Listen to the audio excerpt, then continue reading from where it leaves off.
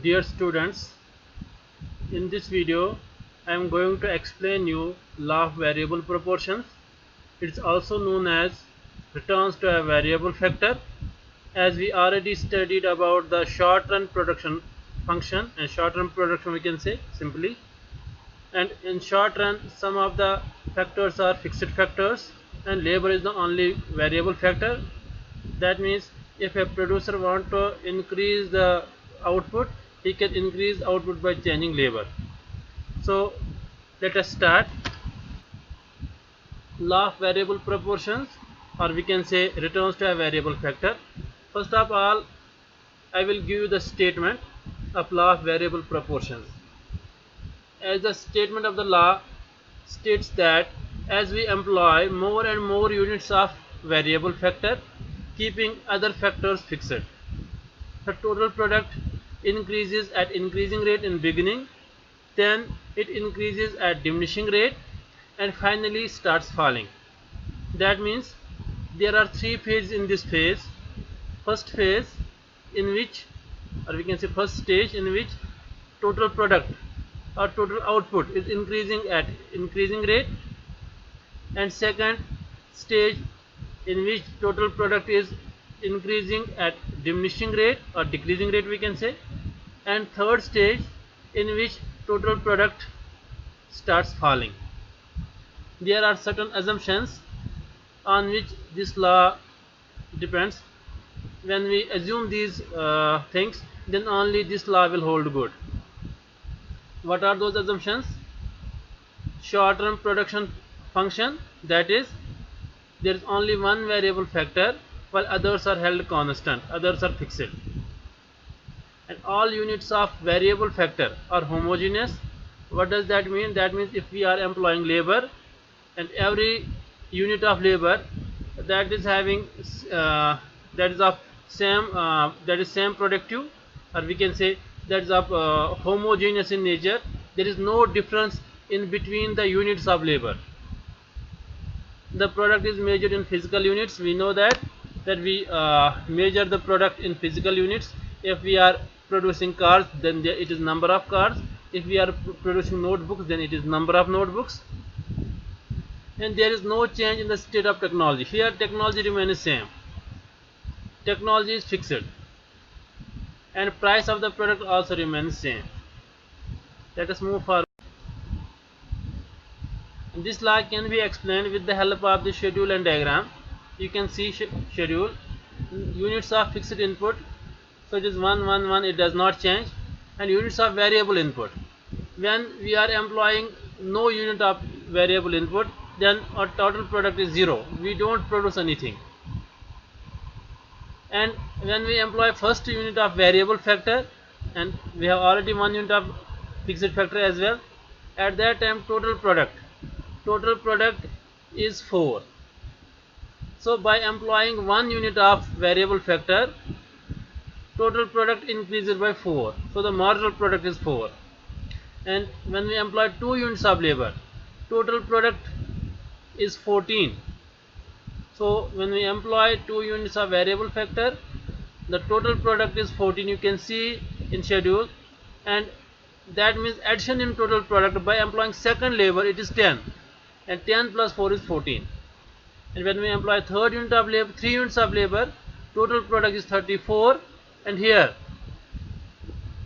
by employing third unit of labor, the increase in output is 20, because 14 plus 20 is 34. When total product is 34, it increases from 14 to 34. That means there is increase of 20 units. And look at these up to third unit of variable input. In this, total product is increasing in increasing rate. What does that mean? For first unit there is increase of only 4 units. When we employ second unit, there is increase of 10 units, and when we employ third unit, there is increase of 20 units. So total product is increasing at increasing rate, and marginal product is increasing at that time. So we can say when marginal product is increasing, total product increases at increasing rate.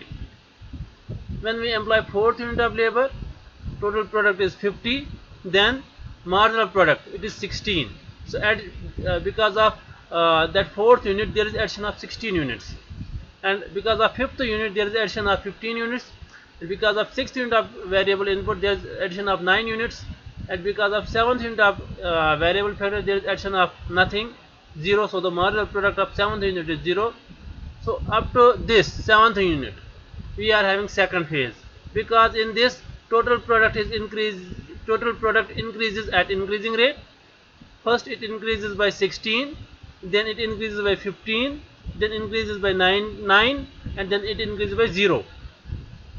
And in third phase we can say that marginal product is negative. In third phase total product is declining from 70 to 70, 74 to 70, and 70 to 62. You can see here in diagram as well. Up to point B, total product increases at increasing rate, because up to point B you can see third unit, we are employing third unit of variable factor. So this is first phase. In this phase we are having increasing returns to variable factor, or we can say simply increasing returns.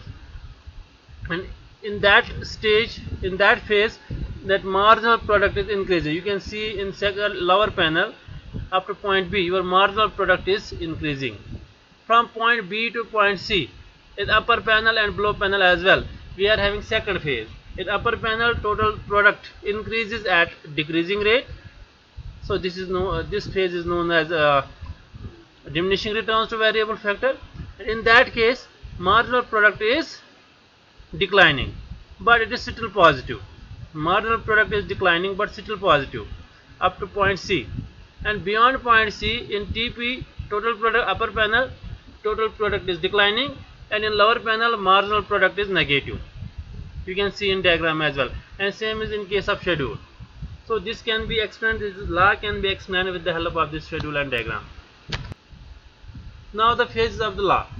What are the phases? First phase, as I already told you, increasing returns, phase of increasing returns.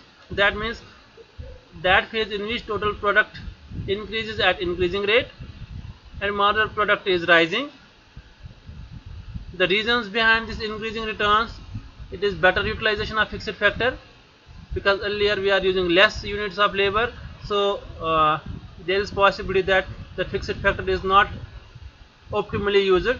So when we employ more and more units of labor initially, the fixed factor is optimally used. So there is better utilization of fixed factor. And one more thing, when we employ more and more units of labor, division of labor is possible, and that division of labor, that increases productivity. So because of division of labor there is increase in productivity of labor, and that will because of this reason there will be increasing returns to variable factor. And remember one thing, a rational producer will not operate in this phase. Why? Because marginal product of labor, marginal product of variable factor, it is increasing in this phase. So a rational consumer, a rational producer I am talking about, a rational producer will not operate in this phase, because the marginal product, that is addition in total product by employing one more unit of labor, that is increasing. Now the second phase is phase of diminishing returns. In this phase marginal product is positive but is declining.